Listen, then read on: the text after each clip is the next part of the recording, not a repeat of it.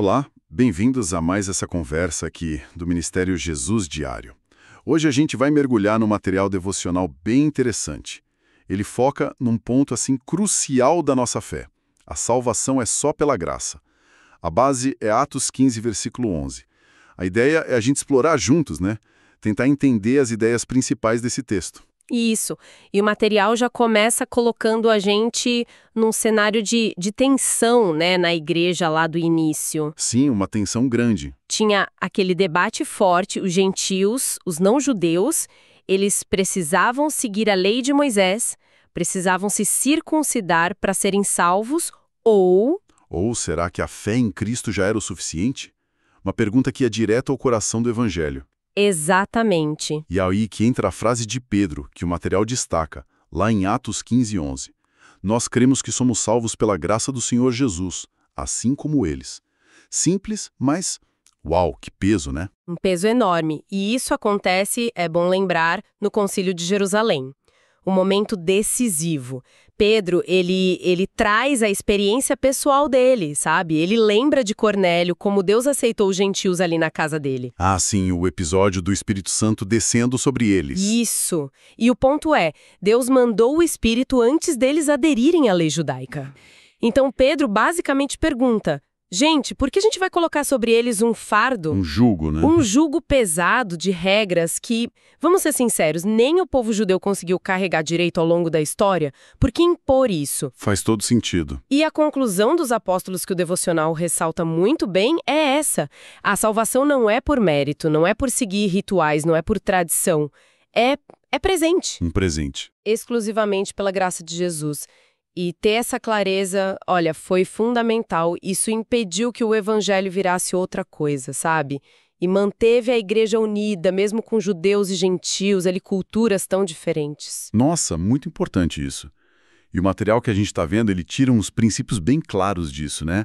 O primeiro, talvez mais forte, salvação é de graça, dom gratuito. Não é por merecer. Exato. E a consequência disso, como o texto aponta, é que nenhum rito, nenhuma boa obra, nada nosso acrescenta algo ao que Cristo já fez na cruz. Uhum. A obra dele é completa. Pensa como isso era radical num mundo religioso onde tudo era baseado em mérito, em fazer por onde. Totalmente. E essa gratuidade, ela leva a outro ponto que o material explora. A união. A união de gente diferente. Se a salvação é pela graça, pela fé, então, origem, etnia, cultura. Perde a relevância nesse ponto essencial. Exato. O acesso é o mesmo para todos. O devocional mostra bem essa força unificadora do Evangelho da Graça, né? Cria uma nova identidade em Cristo que vai além das nossas divisões. O que conecta com a ideia de liberdade que o texto também menciona. Liberdade daquele peso de ter que cumprir regras para ser salvo. Sim, a graça liberta dessa corrida desgastante para tentar se justificar pelas obras da lei. O devocional fala em tirar um jugo pesado, né? Para viver uma vida cristã não pelo medo de errar na regra, mas pela gratidão por aquilo que já foi dado. É outra base. Uma resposta, não uma tentativa de comprar algo. Perfeito. E por último, o material lembra da nossa responsabilidade. Guardar a pureza dessa mensagem. Como assim? Manter o foco na suficiência de Cristo. Não ficar inventando novas exigências humanas, sabe? A fidelidade está em confiar no que ele fez. Entendi. E, na prática, o que o devocional sugere? Como viver isso? Bom, o primeiro passo que ele aponta é bem interno. É descansar nessa suficiência da graça. É um chamado para a gente largar a autoconfiança, aquela ideia de que preciso fazer minha parte para Deus me aceitar. É uma mudança de chave na mente mesmo. E na comunidade? Como isso se reflete? O texto encoraja a gente a promover ativamente a unidade na diversidade. Olhar para o lado e ver que, apesar das diferenças, a gente é um só corpo por causa dessa graça que todos recebemos. Uhum. E, claro, defender essa essência do Evangelho. Se aparecer algum ensino tentando colocar condições humanas para a salvação, bom, a gente precisa reafirmar que ela é um presente divino. O material até sugere reler Efésios 2, Gálatas 2. Textos clássicos sobre isso, né? Efésios 2, 8, 9, pela graça sois salvos mediante a fé. Exato, esses mesmos.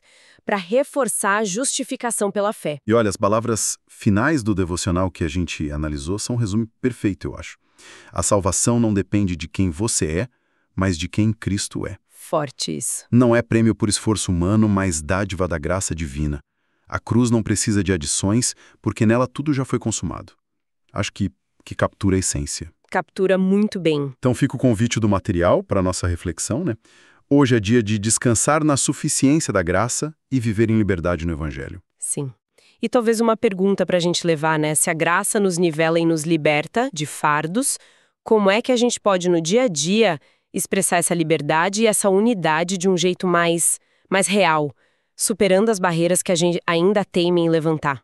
Boa pergunta para continuar pensando. Só lhe deu glória.